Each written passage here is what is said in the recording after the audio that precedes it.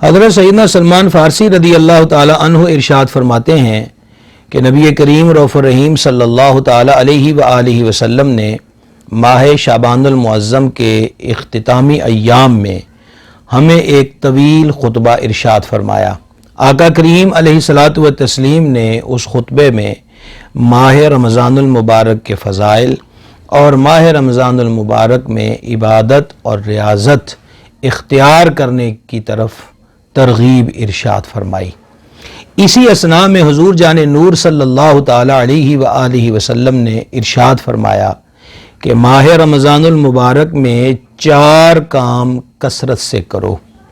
ان 4 کاموں میں سے 2 کام ایسے ہیں کہ جس سے تم اپنے رب کی رضا کو پالو گے، اور 2 کام ایسے ہیں جن کی تمہیں ہر وقت ضرورت ہے۔ وہ 2 کام کہ جس سے تم اپنے رب کی رضا پالو گے، اس میں سے پہلا کام کلمہ طیبہ کا ورد کرنا ہے، یعنی لا الہ الا اللہ محمد الرسول اللہ صلی اللہ تعالی علیہ وآلہ وسلم۔ کلمہ طیبہ پڑھنے کے بہت سارے فضائل ہیں۔ ایک روایت میں فرمایا 7 زمینیں 7 آسمان ایک پلڑے میں رکھ دیے جائیں اور کلمہ شریف ایک پلڑے میں رکھ دیا جائے تو کلمہ شریف کا وزن بڑھ جائے گا۔ اور ایک حدیث شریف میں ارشاد ہوا کہ جس بندے کا آخری کلام یعنی مرنے سے قبل لا الہ الا اللہ محمد رسول اللہ صلی اللہ تعالی وسلم ہوا، اللہ رب العزت اسے جنت میں داخل فرمائے گا۔ تو 4 کاموں میں سے پہلا کام یہ ہے کہ ماہ رمضان شریف میں کلمہ طیبہ کثرت سے پڑھا جائے۔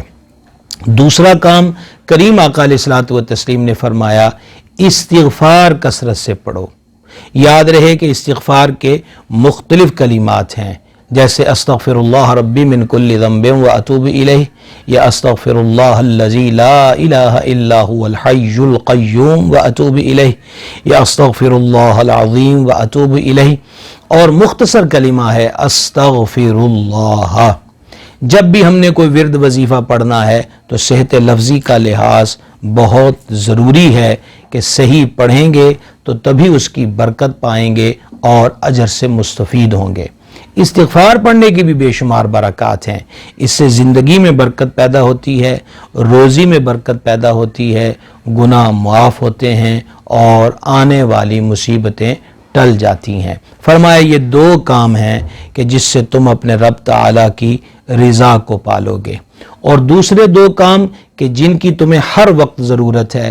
آقا کریم علیہ الصلوۃ والتسلیم نے فرمایا ان 2 کاموں میں سے ایک یہ ہے اپنے رب سے جنت کا سوال کرو۔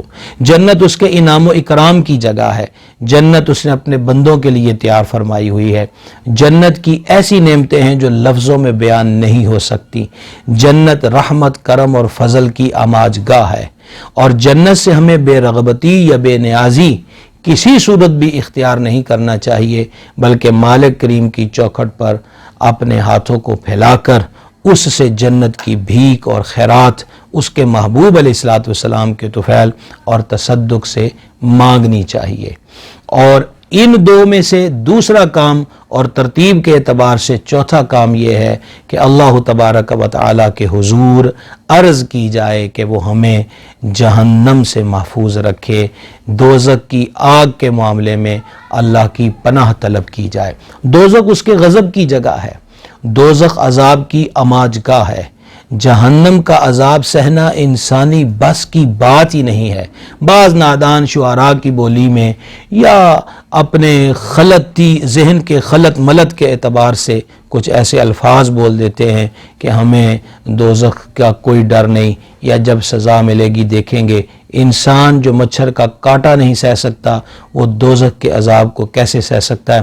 بلکہ فقہاء نے فرمایا جو اللہ کے عذاب کو ہلکا جانے وہ دائرہ اسلام سے خارج ہو جائے گا۔ اللہ کا عذاب سہنے کی طاقت کسی کے اندر نہیں ہے، نہ انسانوں میں نہ ہی جنات کے اندر۔ تو ترتیب میں یہ 4 کام بیان ہوئے۔ کلمہ طیبہ کی کثرت کیجئے ماہ رمضان میں، استغفار کی کثرت کیجئے اس مبارک مہینے میں، اللہ کریم سے سحری اور افطاری کے وقت جنت کا سوال کیجئے، دوزخ کے معاملے میں اس کے حضور عرض کیجئے کہ وہ ہمیں اپنی پناہ میں رکھے اور نار دوزخ سے محفوظ رکھے۔